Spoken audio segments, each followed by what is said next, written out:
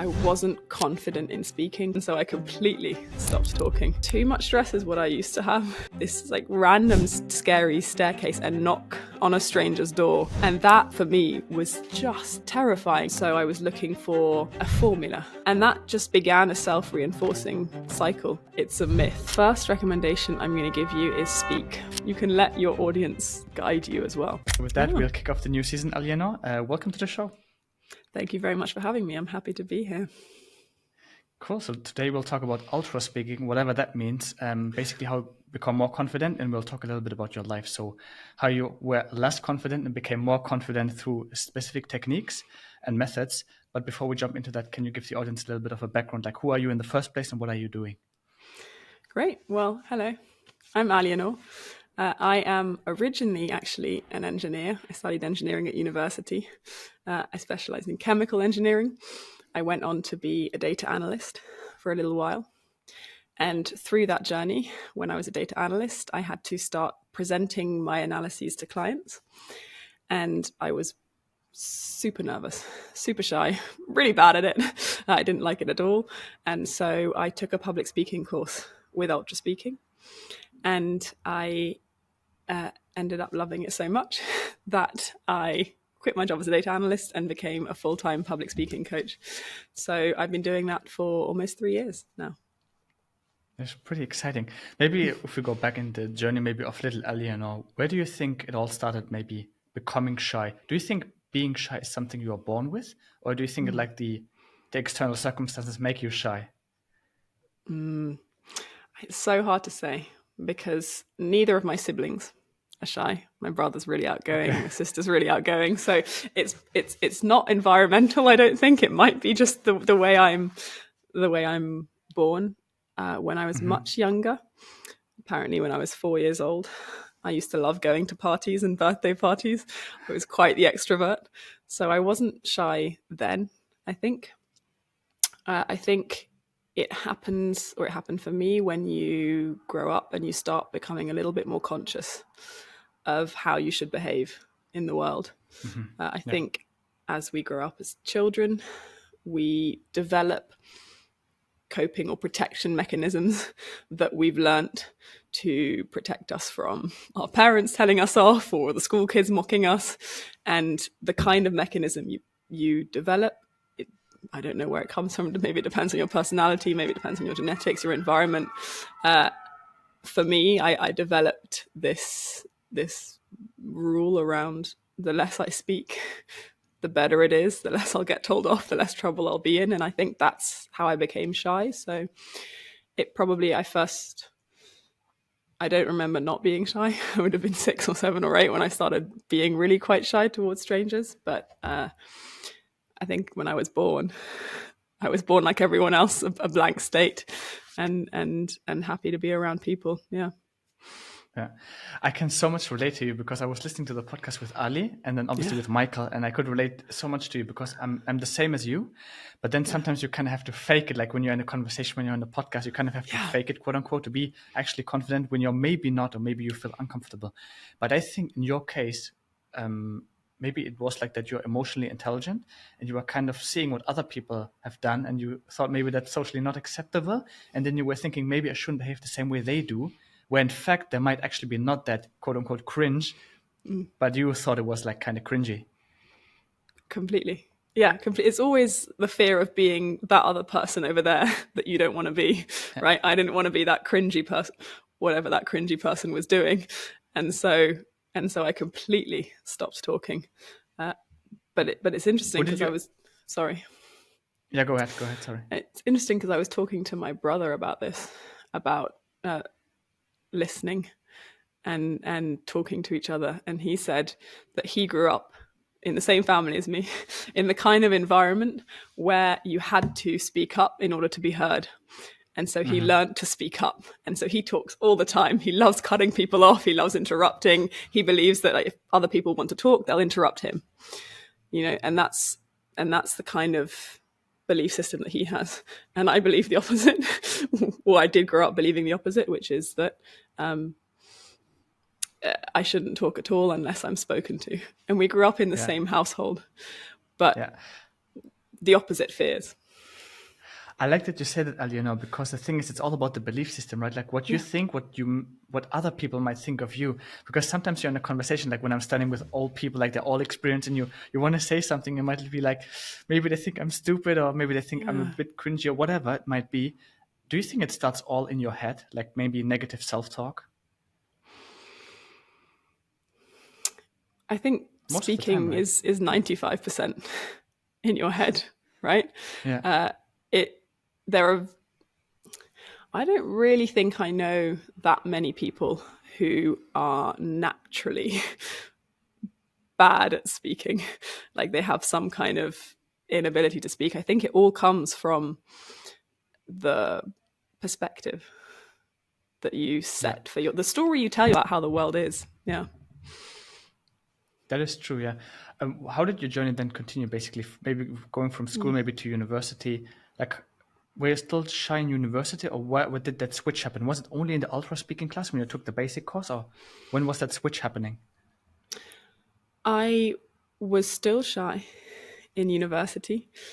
I think I was able to talk to my peers and make friends with people my age because I knew that I had to. Like otherwise, I wouldn't be able to get their notes and study with them and learn with them and be part of their groups and things. So I was able to push myself. It's like you mentioned, sometimes you know you have to speak and you don't want to, but you do it because you have to. That I was able to do with my peers, but with people, figures of authority, like we used to have to go to our tutorials to see our tutors, and they had their own offices somewhere in these buildings, and it was always in some random staircase number 4.5 where you had to like go through to another college. You had to go ask the porter at the college, where is staircase 7.5 in this place, and I would go ask them, and then you'd have to go find this staircase, and there's no one waving there to greet you when you arrive, right? It's just a lovely tutor sitting in their room with a cup of tea. But to find my way, I would have to ask people where to go. I would have to cross strangers. I'd have to walk up this like random scary staircase and knock on a stranger's door. And that for me was just terrifying. Knocking on a stranger's door, like maybe it wasn't the right door. Maybe they would yell and say get out, and that, yeah, it was a lot of my early university experience. I was just terrified of the everyday things that I had to do.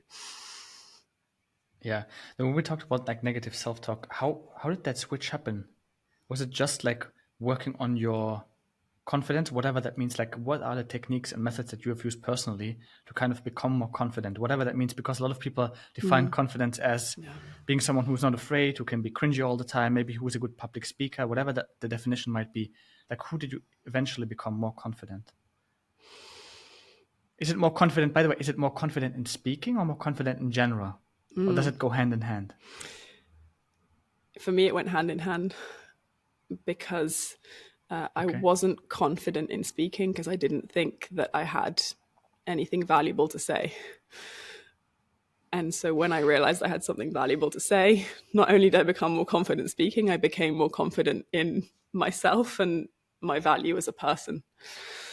So that was it wasn't an overnight shift. It didn't happen like I woke up one day ready. And I certainly don't, and I don't think I will ever feel truly confident and amazing every single time I speak. I don't think that's possible.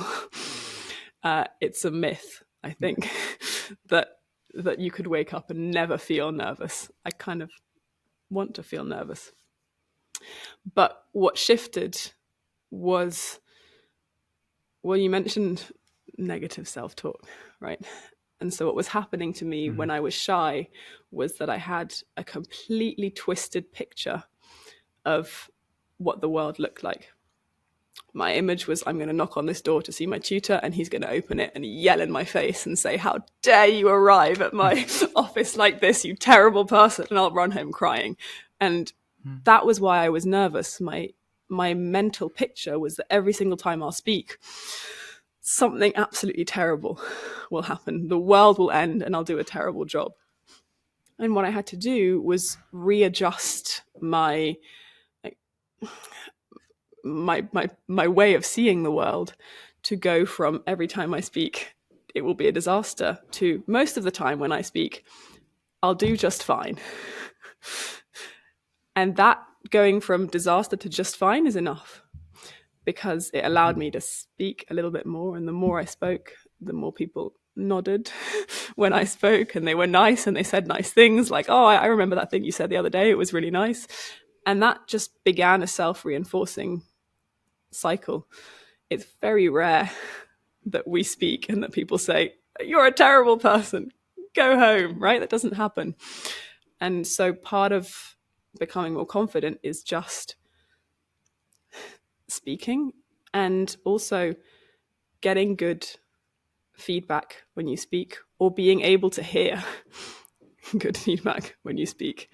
Because a lot of the time when you're shy or nervous, people will say you're doing awesome in one ear, out the other, right? And so it's about readjusting. It was about readjusting my worldview so that I listened to balanced evidence, that I believed it when people said, yeah, you're doing a good job. Yeah, but most of the time it doesn't happen. So, for example, sometimes when you talk to someone, there might be, I don't know, they might be daydreaming or whatever, and you think because they're daydreaming or not paying attention that you're not an interesting person. What are you doing in that case? That's a very good question, because not everyone is happy and clappy and waiting for you to succeed, right? I think in that situation, it took a little bit of time to build up the confidence to be okay in the kind of situation where I'm talking to someone and they're not paying attention to me. What it takes is enough speaking under pressure, under those kind of situations where you're in an interview or your friend is not listening, and it going okay, to know that that's just a moment. That's just a little, like, they're not paying attention, they're losing attention, but that's okay, they'll come back to you. It'll still be fine. So part of it is just the more horrible speaking experiences you have that end up going okay, the better. So put yourself in those kind of situations. Go to interviews where you know you're going to be turned down, just so you get used to it. And the other part of it is, the more confident I became, the more I realized that not everyone's going to like what I say. If I'm saying something worth saying, it's going to be an opinion. It's going to be, by virtue of the fact it's worth saying, something that some people disagree with or don't care about. Yeah. And I think sometimes that's okay. Yeah. Sometimes I think it's not only about like repetition, because you could be like giving 1,000 talks, but maybe you're still not confident after the 1,000th talk. So there must be systems or processes or methods that you personally have used to maybe learn through Ultraspeaking, which is, by the way, a course if anyone listens to this. And we'll put the link down in the description as well so people can check it out. So specific methods or processes that you have used to actually accelerate becoming more professional in speaking. So how does it actually work? Like what are you actually working on in that course? Yeah, so far we've been talking about the mindset part of speaking. So dealing with pressure, becoming more confident, facing that void and the scariness. But there's also a whole skill set component to speaking. And that's working with things like your musicality. So how you express yourself, how excited you get, how calm you can be, how you can vary the way that you speak. It's working on pausing. It's working on storytelling, how much you can bring your personality into your speaking. It's on working on things like clarity. Can I get my idea across in one sentence rather than 20? All of these little skill set switches can be quite quick. But then what you have to do is train that mechanism over and over again so it becomes second nature. So that when you do it under pressure, you don't revert to your old ways, but you stay in the new ways. And so the way that we do that at Ultraspeaking is that we play a lot of speaking games. From the very simple level, it's just a timer that you get on the screen, and you get a random title like, what is art? And for a minute, you've got to say, okay, this is what I think art is. And then it can get more exciting. We can have words coming up on the screen, images coming up on the screen. We have a game that forces you to pause. And basically what we're doing is the more reps that you do training these specific skills, the more they're going to feel like second nature, the more you can bring them into the real world when you do speak. Yeah, that's so interesting. Like while you were saying, like, what is art? I was thinking about it forcefully. And then because you're forcing yourself to think about it, it makes it actually more difficult. So I think maybe one of the tricks to speaking is actually not overthinking, which is like an easy thing to say, don't overthink it. But I think there is a sweet spot between having no stress and having too much stress, I think. And how do you find that sweet spot? Yeah, too much stress is what I used to have. Too much stress is like full on panic. I can't speak, nothing's functioning anymore. Not enough stress is probably where I start speaking a bit of nonsense because I don't really care. So I'm just like, nothing important is coming out. And the sweet spot is I care enough that I've got some adrenaline. Like I want this message to get across, but I know while I'm feeling all those symptoms, so while I'm shaking, while my heart is beating, while I feel that happening, that I'm still doing a good job, that other people can't see it. And so I think what you want to do is you want to train in like on the limit of that sweet spot, right? You want to have your friends come watch you while you answer the question, what is art? I'm sure we could turn it into like a board game or something, and it would be loads of fun. You want to have that. You want to train having that spike in pressure and coping with it, speaking and still doing a good job, even though you're feeling all of that adrenaline going through your body. Yeah. What would you say, like maybe, let's say 3 or the top 5 tips that you could give of someone like who wants to become a better speaker, but they don't know where to start? Like what tips would you give them? Maybe your top 5 recommendations. I love this question. Okay, top 5 recommendations for people who don't know where to start. The first recommendation I'm going to give you is speak. So all of those books that you read, all of these podcasts that you listen to about becoming a better speaker, they're going to give you great ideas. They might even make a small shift in your mindset, but they're not going to change the way that you feel when you speak until you speak.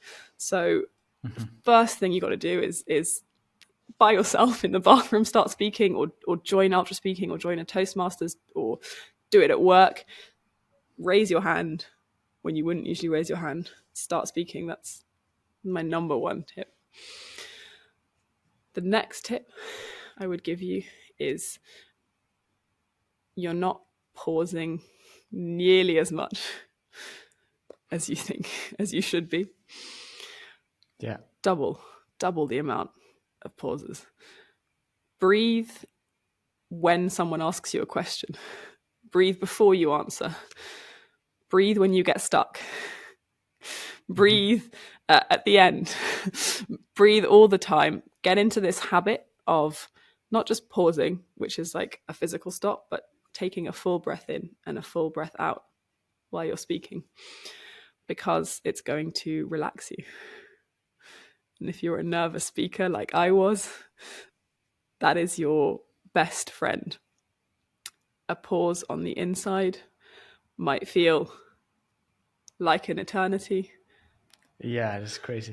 An absolute eternity. I promise you, it's like dog years and human years. Like it looks on the outside so much shorter than it feels on the inside. So you're not pausing enough would be my second tip. Anything else you would add to that list? Regarding the pausing aspect, that's so true. Like when I watch recordings of myself where I thought like I was pausing for 10 years or whatever, you just look at the recording, you're like, I was 3 seconds. But in your mind, again, it's like this self-talk. It's like, you're pausing too long, keep going. And then you're just rushing through it, which also looks maybe unprofessional. So what I like to see, and for maybe TED Talks, for example, like the best speakers, they usually take it very calm, very easy, and they breathe in between sentences. So that also is kind of a confidence aspect. It makes you look more confident. It also makes you feel more confident. It's like a self-perpetuating cycle.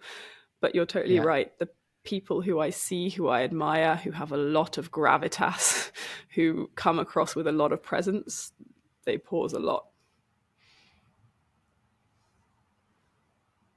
Then what else do we have on the list of Aliénor in terms of like becoming a speaking master? Becoming a speaking master. Okay, so the third thing I would give you if you want to become a speaking master is that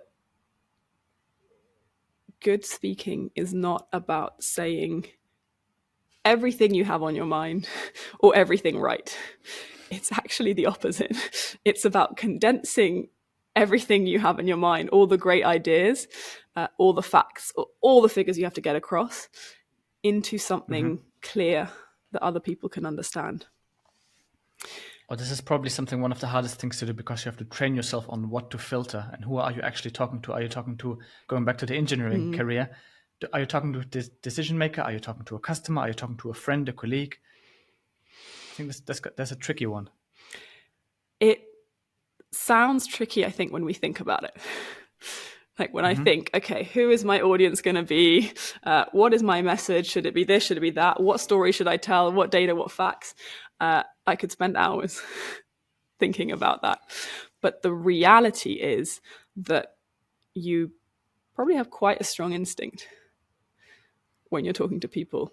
Like if I'm talking to you, I'm going to talk differently than I'm talking to, I don't know, on a TED talk, or I'm talking to different audiences. I'm going to adjust naturally, just because it's intuitive.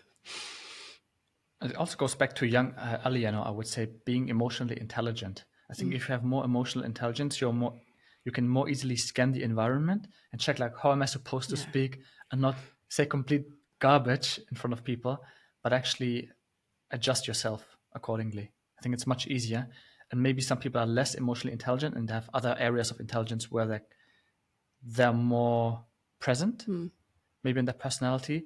So I think probably emotional intelligence is one of the most important things when it comes to speaking and conveying a message. I think that's true. But I think if you find you would describe yourself as the kind of person who doesn't have a lot of emotional intelligence, then there's structures that you can follow to help make sure you're not missing anything. So for example, if we wanted to, if we're talking about choosing one thing when you're speaking, coming across with clarity. If you're going to go into a meeting and you're not really sure what's going to happen, you don't know who your audience is going to be, but you want to make sure you come across clearly, prep what your message is going to be. Prep the one sentence that you want your meetings, your stakeholders to take away from you, and write it down on a post-it and have it in a clear sentence. The next thing you want to do is take a look at the meeting attendants. Who are they going to be? Roughly speaking, put yourself in their shoes. Are they technical people? Are you going to talk in a technical way? Are they going to want to know data? Or are they completely not technical and they're going to need to know very high level, not specific details? Get an idea for that and look at your core message. Does it align roughly? Am I talking to the right kind of people? And then the third thing, when you're in that meeting, ask questions. If you're someone who struggles with emotional intelligence, or you've got feedback that sometimes you don't adjust to the right audience, it's totally okay in the middle of a meeting or in the middle of a presentation to say, how is this landing for you? Is there anything you don't understand about this? What's missing for you? Those are great questions. You don't have to speak all by yourself. You can let your audience guide you as well. Yeah. Did we have already all the 5 tips? We've got 3. So we've got so far, right? Yeah, we've got 2 left for great speaking. Yeah. So I've said, what have I said? My first tip was speak. My second tip was pause. My third tip was this idea of choose one thing and know your audience. My fourth tip is going to be, don't be afraid of showing your personality. What distinguishes speaking from other forms of communication is that there's you in it, right? So if you want to share facts, share data, if you want someone to understand something technical, send them to Wikipedia, send them an email, send them a memo. They can get that from just the facts. What you bring as a speaker is your story, your perspective, your personality. So if you're explaining something really technical, explain it from the perspective of how you first understood it. But what's the overarching idea that you see that makes this important? Why do we have to comment our code? Why do we have to all of these things? Bring your story, your personality, your perspective, because that's what makes you distinctive as a speaker. Otherwise, you're just ChatGPT, right? Yeah, it's true. That's my 4th tip. And my 5th tip for nervous or shy speakers, this one would be do something that feels uncomfortable. At least once a week, if not every day, if you can. You're not going to improve at speaking by staying in your comfort zone. You might change your mindset, so you might become a little bit more comfortable speaking, but you're not going to change your skill set. It is going to feel uncomfortable to practice a new skill. It is going to feel uncomfortable to pause more. Expect that. That's normal. And do something that makes you feel a little bit that you wouldn't usually do, at least once a week. I think that's a good tip, because I think in the evening today, like at 4 or 5 p.m, we have like a little party here in the office. Probably I'll take these tips and then go to the older guys and talk to them about a random topic, whatever it might be, science, business, whatever. I'm curious to see how it turns out. I'll let you know, Aliénor, Please. for sure. How would you say your life has changed becoming a better speaker? Do you think there's also much more opportunities coming to you if you become a better speaker, because you're much more open, you're much more communicative with other people? I felt the same way because I was randomly having this idea for like 3.5, 4 years ago to start a podcast. I was like, why would any introvert person on earth actually start a podcast? Yeah. But by doing that, by getting out of your comfort zone, as you said, you're just doing something that feels uncomfy, but over time you're becoming better at that skill set, and then new doors open for you, which is super cool. So I want to know from you, how did your life change, maybe becoming a better speaker? My life is completely different, like night and day from how it was before. I am less stressed. I sleep a lot more because I don't spend 12 hours a day worrying about all the things I've said or the things I'm about to say. So that's changed. Yeah. I am, like you say, I have a lot more opportunities because when I speak to people, I'm actually interested in what they do and learning about them, and I'm not worrying about what I'm going to say next. And what happens when you do that is that you get new ideas, you get new perspectives. People might say something like, "Hey, Alienor, are you interested in hosting this podcast and meeting these people?" Yeah, I'm interested in hosting this podcast and meeting these people. That sounds awesome, and that leads to something else. Are you interested in coming to this party? Come to this party, and at that party I meet someone who is like an incredibly cool songwriter, and I learn all about songwriting for an evening. Even though these sound like small little things, not all of them are new jobs or new careers. Every single aspect of my life is just a little bit more open because I'm not worrying about the speaking part. I'm just listening to the opportunities and learning new things and being excited by meeting people rather than scared. Yeah, definitely. I think this is what David Perel calls like the serendipity vehicle. Like you're getting so many opportunities by doing something that maybe you haven't planned to actually do. So the more stuff you do like that, going out of your comfort zone, speaking to random people, there might be opportunities that come your way, which is like incredible. I was wondering, how did your family react to the new version of yourself? Actually, the more confident Aliénor. Like, was there like a sudden switch happening where you came home one day and you were like, "Hey, it's me. I'm new. I'm more confident. Look at me." No, it took probably, all in all now it's probably been like a 10-year journey. And there've been some changes that have happened more quickly and obviously, but it's been a very slow, gradual journey. And my family definitely have noticed a difference. They're much happier because now they can like tell me to text people and tell me to call my own hairdressers and deal with the plumber rather than them having to do it. They sometimes still say little things like, "Oh, I forgot you're not shy anymore. You can do this. Why don't you go pay the bill, Alienor? Like, we forgot you're not shy anymore." So it's fun for them. It just allows me to be. They used to protect me, I think, and look after me and do all the talking for me, and now they have lots of fun sending me on these little missions because it just makes them laugh that I can do it, and it makes me laugh too. Feels like a game. You're solving all these side quests in life. It is. Somehow. It is. And also you notice how many keep popping up. Like it's a constant, we just said that speaking more changes your life and gives you more opportunities, and it's amazing. And it totally is. But there's also an energy cost associated with anything you do, right? And learning to speak is tiring. At the beginning, especially, it was exhausting because I was doing something really, really challenging every day.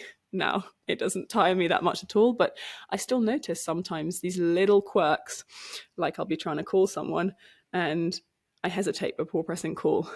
And I'm like, why am I hesitating? I'm a public speaking coach, you know? Like, what am I doing? Do you have the same thing? I have the same thing, yeah. Whether it's a phone call, it depends who I call, or maybe even before this podcast, I had like, as I told you, a little bit of a break. Yeah. Then I was like, there was this little like, your heart is skipping a beat, and you're like, oh, can I still do it? And I've been doing it for 3.5 years. Like, it's again this self-talk of like, can you actually do it? Where in fact, you know, you can actually do it. And I think the wonderful thing about this podcast is we are being so open, and we talk about like different topics and how your life was. And I can relate to you so much, which goes back to what you said, like actually feeling for that other person, that I think this is going to be one of the best episodes I've ever recorded, just because I could relate to you so much and you had the same experience that maybe I had. So yeah, it's a cool thing. But again, the quirks, yes, I sometimes have them. But then I'm like, well, I'm actually confident, and I used to be this shy little boy, but now I'm actually much more successful, much more confident. So yeah. The thing you said about side quest is totally true. It's a permanent, these things that'll pop up and you have to go, oh, okay, I think I should address this. Like, why is it coming up now? It's a permanent journey. And if you don't practice it, like you say, it keeps coming back up. Absolutely. How do you see maybe your journey, your transformative journey, like in the next 5 to 10 years? Like, what skills do you want to hone when it comes to speaking in the next 5 to 10 years? That's a great question. No one's ever asked me that question before. I think in the early part of my journey, what I was trying to do was hone my skill set in a way that made me a speaker that was great like everyone else that I saw on YouTube or in TED Talks. And so I was looking for a formula, a standard way of speaking that would be excellent. And what I'm trying to do now, or what I've realized now, is that what makes me different, the quirks of my personality, the fact I'm a little bit excitable and that I talk like this, they're what makes me different. And so the next part of my journey is about leaning into the parts of me that make me me and actually doubling down on them, even if I don't really like those parts of myself. So even if I would rather talk in a more standard, well-structured way, I'm learning that I'm human and I want to share all those parts and those quirks of me. So that's one thing, I think, is to go away from trying to be perfect and into trying to just be as much myself as possible. And then I think also there's a difference between being not shy, so being able to speak and say yes to opportunities, and actually putting yourself forward. So I'm kind of going towards the putting myself forward part of my career, and I'm really, really enjoying that. But there's definitely a huge difference between me, I don't know, sending an email to some clients and saying, hey, I'm looking for clients, and posting on LinkedIn where there's an infinite number of people who can see it, or posting something that says, hey, I'm awesome on LinkedIn. That feels very different from just thinking I'm awesome internally. Yes. And so there's this whole spectrum, I think, from shy and not speaking at all the way up to speaking, comfortable speaking. And actually, I love putting myself out there. I love being in the limelight, and I want to have my work and my value be validated out there in the world. That makes a lot of sense, yes. What I was thinking about is I think I have basic access to like the normal games and sessions at Ultraspeaking, but I was thinking actually maybe taking either Discord or the next one, because I think it's such a good investment, because the ROI is so huge. If we think about I mean, people can look it up, a couple of $1,000s, but I think the ROI is so huge because you become more confident. You talk to so many people, so much new people, I would say, random people, and you might get new business opportunities, whatever it might be. And I think maybe it's not the best example, but also people like Andrew Tate, for example. Maybe your arguments are not the best ones, but the way you speak and you convey the message, like, convinces people, even though your message might be maybe not resonating with a lot of people. But the way you say it and how you communicate is the way that convinces people. And you could take other examples. I'm not sure, who are you looking up to, for example, like in terms of speaking, confidence? Do you know what? Who do you want to become? I mean, you eventually want to become Alienor, like your next better version of yourself. But I mean, like, who did you look up to when you started the journey, I would say? I used to love watching TED Talks. I think Brené Brown is an exceptional speaker. And I think she's an exceptional speaker because she explains things really clearly, really well, but she's still herself. She's not like this perfect robot. She's very much giving her own story, her own way of speaking. So I love examples of people like that who bring their full personality to the way that they speak. Yeah. Anything else? I was just going to say, because you said the return on investment is huge from improving your speaking. And your audience is kind of technical engineers, from what I understand. The people with the crossover of skills between technical and ability and speaking ability is so small. So if you can even in a tiny way improve your communication skills and you have this amazing technical background, it's like ka-ching, ka-ching, ka-ching, ka-ching. You're so hireable. You're totally changing your offering as an employee or an employer. Exactly. Right? And it makes also salary negotiation, I think, way easier. That's an important one. This is the ROI I think we talked about. So if you just invest a couple of $1,000s into this course, or like this cohort, I mean, you could get it back at some point, whether it's like in 6 or 12 months or 24 months, whatever it might be. But you have so much more touch points, like with the real world, solving all these side quests, whatever it might be. So I think this is a cool side effect. We should do that instead of a money back guarantee. We should do, you'll get your money back when you ask for your salary increase. Yeah. I think that's a cool one. Maybe one of the last questions I had before I wrap it up is, who is actually the target audience for Ultraspeaking? Is it like literally for everyone, or who are you specifically targeting?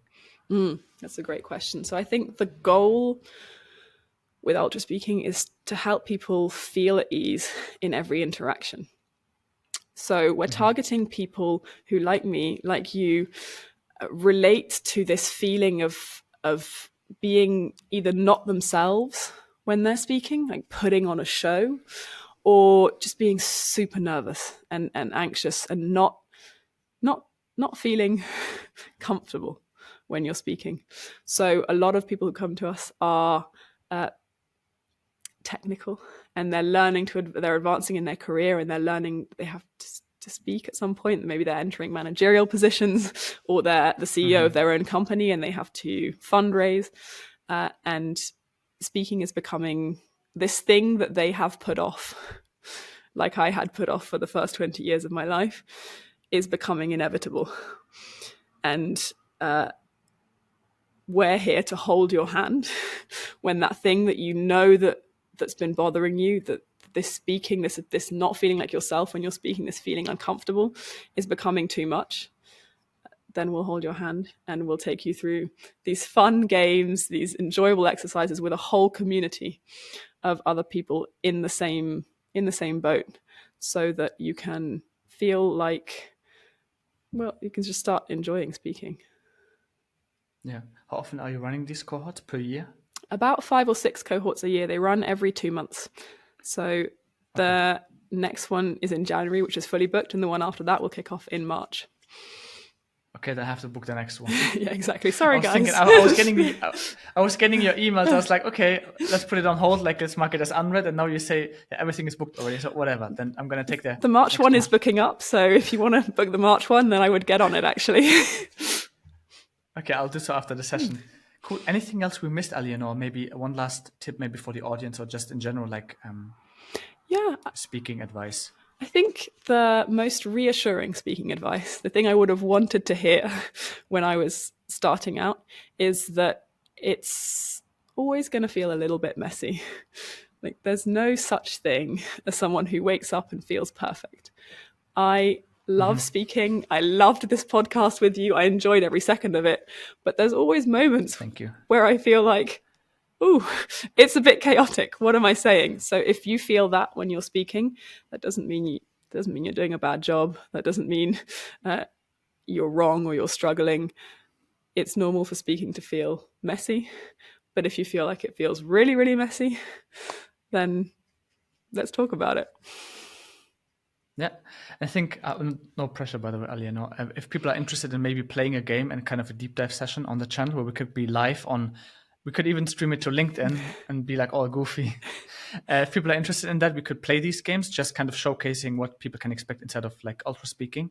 I personally enjoy them. Yeah. I've played them a couple of times, so it's a bit weird in the beginning, but like once you get used to it, you understand how it works, and like actually shutting off your brain, not completely, but in such a way that you can still be able to speak in a clear and concise manner, but not like mixing everything, every thought that you have and just stuttering. It's going to be cool. So if people are interested in that, leave a comment down under this podcast, and hopefully Alienor and I can make it happen. Absolutely. So with that, thank you so much. I really appreciated the session, and hope to speak in the future. Thank you very much for having me.